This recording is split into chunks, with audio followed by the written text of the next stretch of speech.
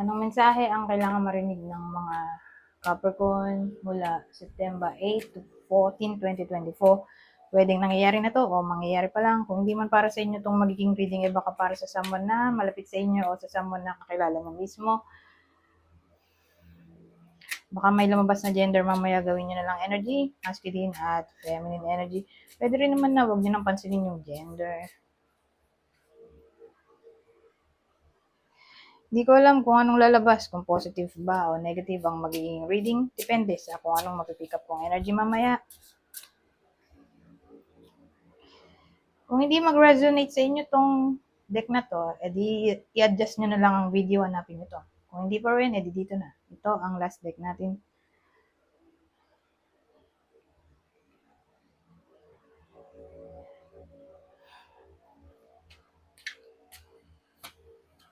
Capricorn, reading.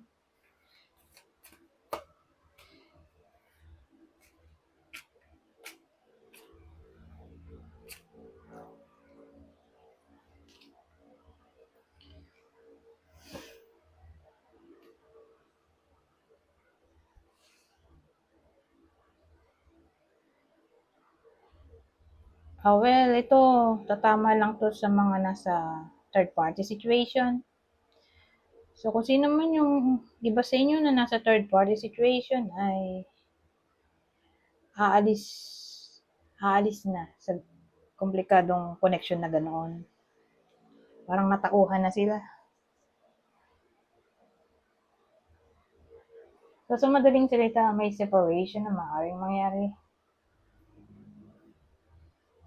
sa mga tao na, yun nga, nasa third party situation.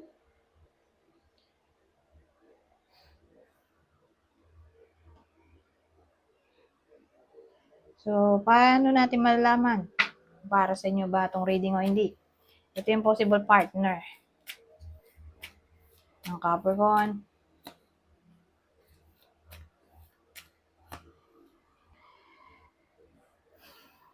Scorpio, Virgo.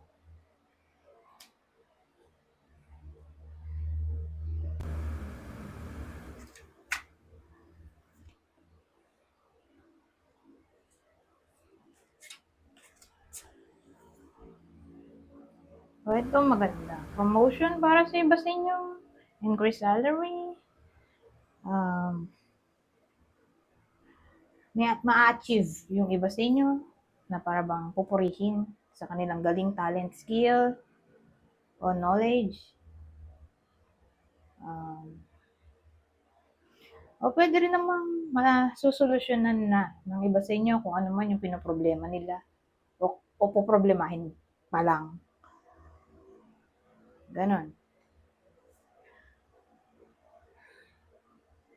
Hindi na sila magpo-procrastinate yung iba sa inyo. Haharapin na nila ang problema o yung kinatatakutan nila.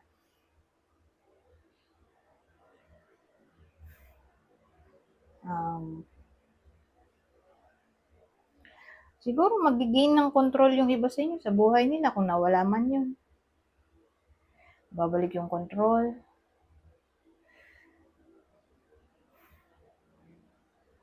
Newfound friend, pwede.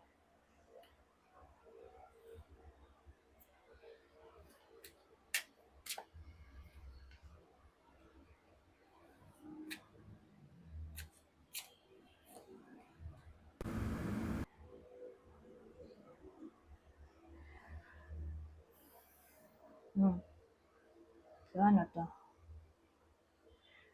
Well, may iba sa inyo. Babae to. Itong spread na to. Babae lang yung tatamaan ng reading na to. Na para bang gusto nyo mapag-isa. Whether ito kayo o ito yung puso nyo. Mapapansin ng iba sa inyo na yun nga, may energy na para bang gusto niya mag-isa, mag-solo. Comfortable siya mag-solo, mag-isa. Gusto niya sa bahay lang. Pero kung single yung babae, single pa rin. Sa week na to,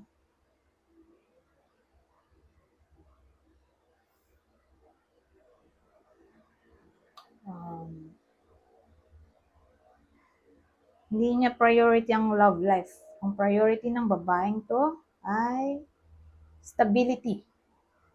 Okay? Career. Magiging career-oriented ang babaeng to sa week na to. Ang haba pa ng oras, so 5 minutes pa. So, dagdagan pa natin tong caro.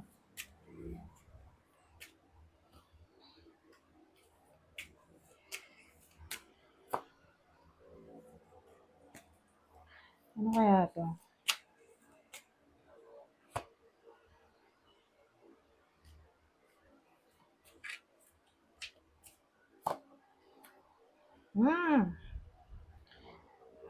So, ito rin yun, no? Ito sa kato.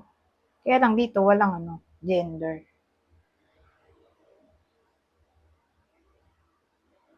Na yun nga, ang main focus ng single ay career lang. Hindi love life. Kasi marami siyang gustong mangyari sa buhay niya. Marami siyang wish na gustong i-manifest, makuha. Yun yung decision niya. Clear yun. Sa isip niya na ang main priority niya sa week na to ay ma-manifest ang kanyang wish, maging financially stable, mag-earn ng money. O sabihin natin single o in a relationship. Para bang main priority sa week na to ay pera. Maganda naman yun, kaya lang kasi baka mag-appear yung iba sa inyo na cold sa kanilang partner kung in a relationship kasi nga magiging mala-workaholic yung iba sa inyo sa week na to. O yun lang yung iisipin nyo, pera, career. Kaya yun, baka ma-feel ng partner ng iba sa inyo na malamig ang pakikitungo nyo. Baka isipin nila may iba na kayo, pero ang totoo, busy lang kayo. Sa work. Wala namang iba. Dito yun, ha?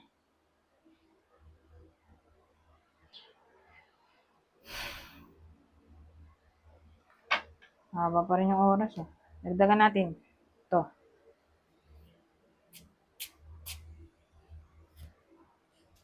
Hand. Meron sa hand. Ano yan?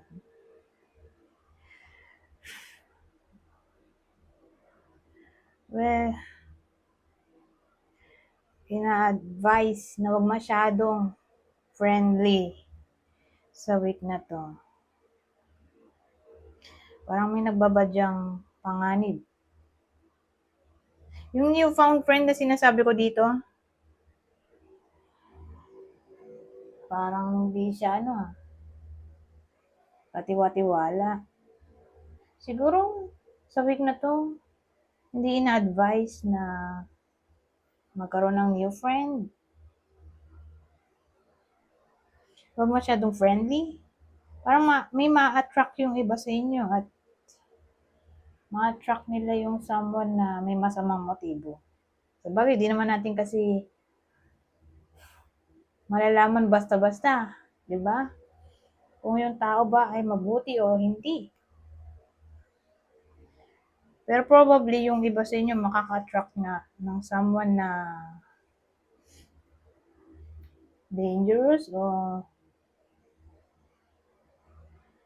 sa madaling salita, fake friend o walang kwenta in general. So, yun. Ngayong week lang naman. Di naman to buong September. Sa week lang na to na para bang maging mapanuri sa kakaibiganin. Baka nga i-take advantage yung iba sa inyo o maloko. Kasi may nagbabadyang dito. Panganib.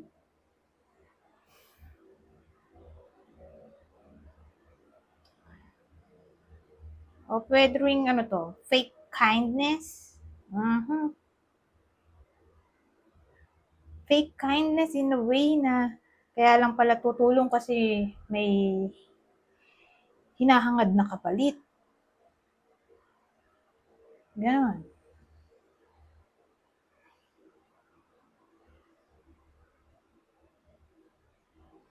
Fake na pagtulong, fake kindness, fake generosity, fake help, fake assistance.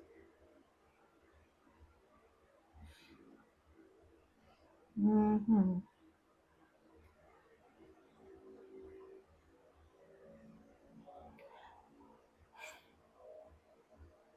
Pero ibang case, sabihin natin may iba sa inyo na kaibigan nila, di na nila nakakausap, matagal ng panahon. Baka mag-reconnect ng iba sa inyo sa old friend. Pwede.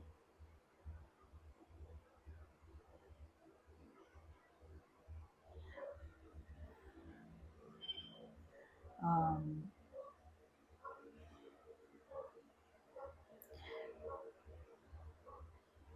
ibang case din, yung iba sa inyo, baka mas maging